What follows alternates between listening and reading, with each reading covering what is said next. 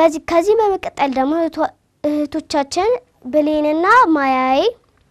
አንድ መልእክት ተቀርቦልናል ተከታትለን እንመለስ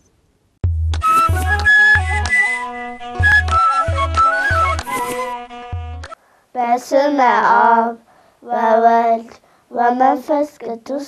አሐዱ አምላክ አሜን ክርስቶስ ከሙታን ተነሳ በታላቅ ኃይልና ስልጣን ሰይጣንን አሰረ አዳምን ነፃ አወጣ ሰላም ከእንግዲህ ሆነ ደስታና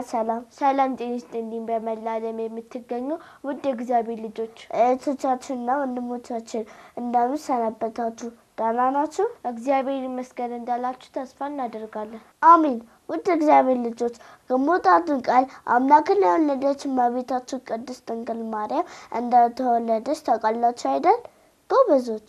በዓሏንም ሥርዓተ ቤተክርስቲያንን በጠበቀ መልኩ እንዳከበራችሁ ተስፋ እናደርጋለን እውነት ነው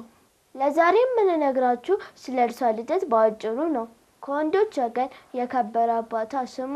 ኢያቄም ከሴቶች ወገን የከበረች ሚስት ሐና ይባላሉ ሁለቱም ልጅ በማጣት ሲያዝኑ ኖሩ በዚያም ወራት የመካኖችን መባ ካህናቱ አይቀበሉም ነበርና እነርሱም ከሰው የሚደርስባቸው ሽሙጥና ዘናቸውን ያርቅላቸው ዘንድ በቀንና በሌሊት ወደ እግዚአብሔር ፈጽሞ ይማልዱ ነበር ሰውን የሚወድ እግዚአብሔር ለዓለም ሁሉ መድኃኒት ይሆን ዘንድ መልካም የሆነ ሐሳባቸውን ተመለከተ አባቷ ኢያቄምም 40 ቀን እስከሚፈጸም በተራራ ውስጥ ቆሞ ሲጸልይ ከእግዚአብሔር የታዘዘ መልአክ ተገለጸለትና ለዓለም ሁሉ ድህነት የሚደረግበት ዘር እንደሚሰጠው አበሰረው በፍጹም ልብ አምኖ ከተራራው ወረደ ለተመሰገነች ሚስቱ ሐናም ከእግዚአብሔር መልአክ የሰማውን ያንን ራእይ ነገራት ቃሉ እውነት እንደሆነ እርሷም አመነች ልዑል እግዚአብሔርንም አመሰገነች የተመሰገነች ቅድስት ሐና ከእርሷ የሚወለደውን በዘመኑ ሁሉ ለቤተ እግዚአብሔር አገልጋይ ተደርገው ዘንድ ለእግዚአብሔር ስለትን ተሳለች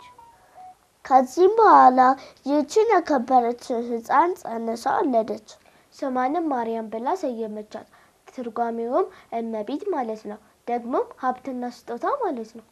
በእውነት የዓለሙ ሁሉ እመቤት ሁላችንም በእርሷ ሰማያዊ ሀብት ልጅነትን ያገኘንባት ናትና በተጨማሪም ደግሞ ለሰው ሁሉ ወገን ድህነት የሆነባት ናት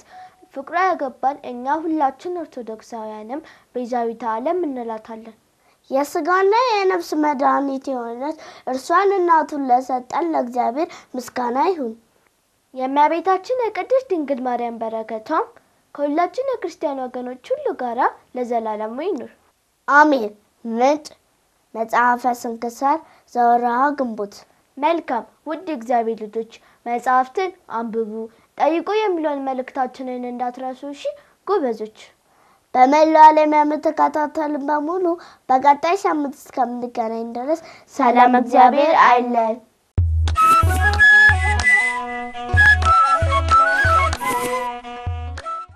እሺ ከመልእክቱ ተመልሰናል መልእክቱን ለቀረቡልን